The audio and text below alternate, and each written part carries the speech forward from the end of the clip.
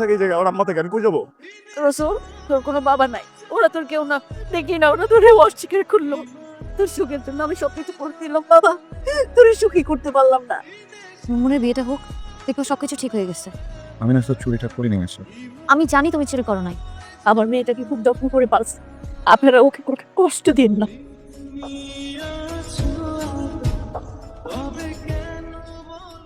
নাইম কোথায় গেল দেখতো একটু।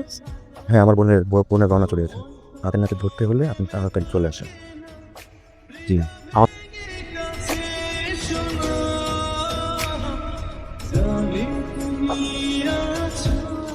রসুল, রসুল, নাইম পুলিশে কল দিছে, চল এখান থেকে।